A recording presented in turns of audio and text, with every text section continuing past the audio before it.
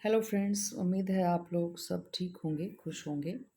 और आज जो है हम एसटेट के से रिलेटेड पीजीटी एंट्रेंस में कुछ क्वेश्चंस जो आए थे उनको हम आज डिस्कस करेंगे।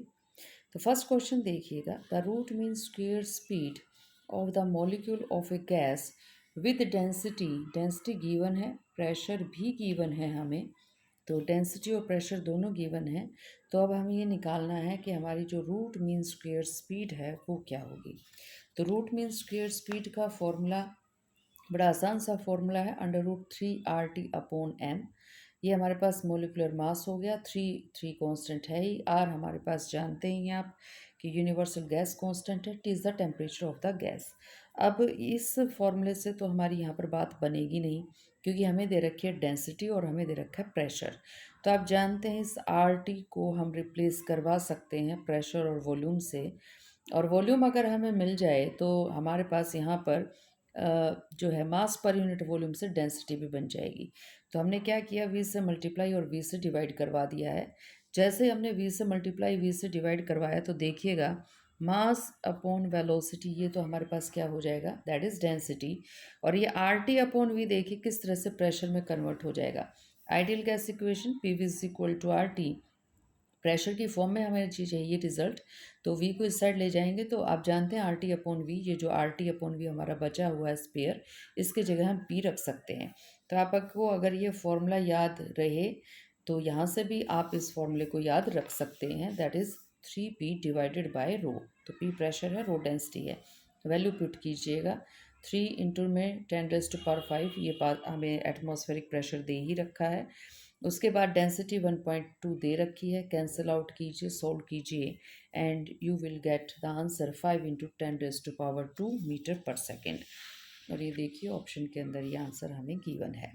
नेक्स्ट क्वेश्चन देखिएगा, van der Waals equation of state is.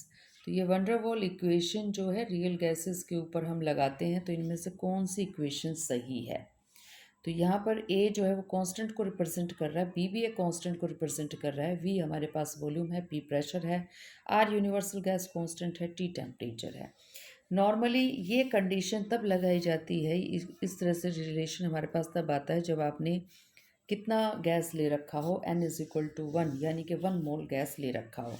अगर बाय चांस 1 मोल गैस नहीं है तो इक्वेशन हमारी कुछ इस तरह से आती है, P प्लस में A इंटू में एन का square, n is the number of moles of the gas, v square आपके पास वॉल्यूम हो ही गया, वी वॉल्यूम है ही, एन फिर आपके पास नंबर ऑफ मोल्स है, बी कांस्टेंट है, is equal to n R T, n आपके पास अगेन नंबर ऑफ मोल्स है। अब इस इक्वेशन का मीनिंग देखिएगा, रियल गैस को रिप्रेजेंट कर रहे हैं हम। अगर हमारे पास आइडियल गैस होती तो हमें पता आइडियल गैस के अंदर जो कॉलिजन्स हैं वो सिर्फ जो है किसके ऊपर हो रही हैं, कंटेनर की वॉल्स के ऊपर हो रही हैं। तो सिर्फ हम प्रेशर पी लेते। हम जब रियल गैस कंसिडर कर रहे हैं तो हमें ये भी पता है कि जो अंदर के जो मॉलिक्यूल्स हैं, बिकॉज रियल गैसेस में the particles have interaction in between them. तो इंट्रैक्शन है तो अंदर भी कॉलिजन्स होंगे, उनकी वजह से भी प्रेशर होगा, तो एक इंटरनल प्रेशर भी होता है। उसके साथ साथ के वॉल्स के ऊपर प्रेशर तो है ही है, आपस में पार्टिकल भी आपस में कोलाइड कर रहे हैं। तो ये तो वॉल वाला प्रेशर हो गया, आपस में पार्टिकल्स का प्रेशर हो गया, तो एक एक्स्ट्रा प्रेशर हमारा जुड़ जाता है। वी यहाँ पर रिप्रेजेंट कर रहा है हमारे पूरे कंटेनर के वॉल्यूम को। और कंटेनर के वॉल्यूम में से अब अगर आप रियल गैस कंसिडर कर रहे हैं तो रियल गैस में हम ये कंसिडर करते हैं कि जो पार्टिकल्स हैं वो भी कुछ स्पेस ऑक्यूपाई कर रहे हैं। आइडियल गैस की तरह हम ये कंसिडर नहीं करते कि the space occupied by the gas is very very large as compare to the space occupied by the single particle. तो वहाँ पर हम सिंगल पार्टिकल ने जो स्पेस ऑक्यूपाई किया है, जो स्पेस वो नेगलेक्ट कंसिडर या ज़ीरो मान लेते हैं। तो नंबर ऑफ मोल्स हमने एन कंसिडर कर लिया, तो ये इक्वेशन आप नज़र आ ही रही है आपको।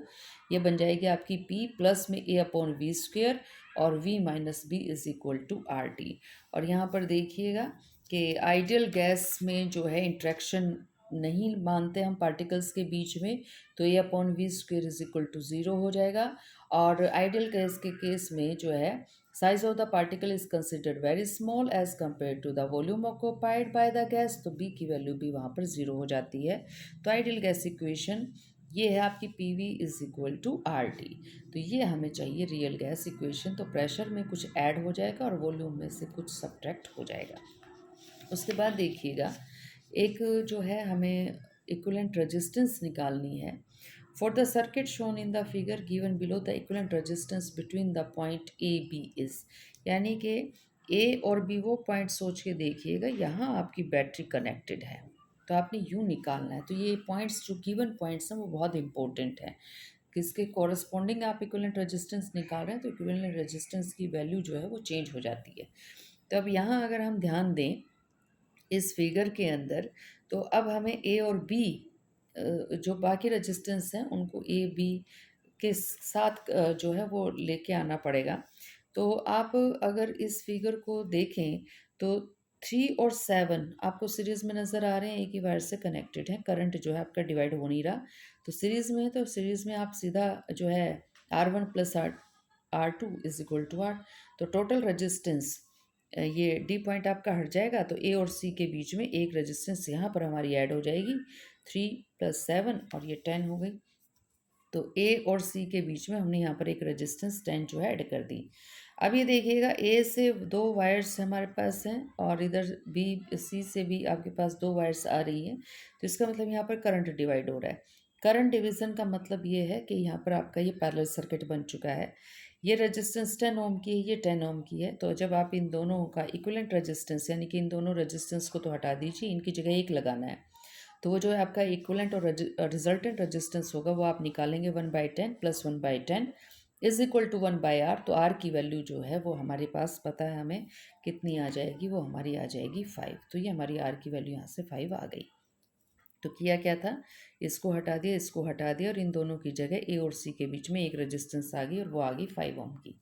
अब ये देखिएगा, ए से सी और सी से बी ये एक ही वायर आ रही है, करंट कहीं डिवाइड नहीं हो रहा, तो 5 + 5 सीधा ऐड हो जाएंगे तो ये 10 हो गए। तो लेकिन ये 10 ओम की जो रेजिस्टेंस है वो किन दो पॉइंट्स के बीच में बन रही है, ए और बी के बीच में बन रही है। तो हम नेक्स्ट स्टेप कुछ इस तरह से दिखा सकते हैं कि हमारी जो है 10 ओम की रेजिस्टेंस ये बन चुकी है। अब ये देखिएगा, ए से वायर जा रही है, बी से भी जा रही है, तो ये आपके पास करंट डिवाइड हो रहा है। अगर हम यहाँ पर बैटरी कंसीडर कर रहे हैं तो करंट डिवाइड हो रहा है, तो ये दोनों पैरेलल में आ गए। पैरेलल में आपको पता है 1/10 + 1/10 इज इक्वल टू 1/R।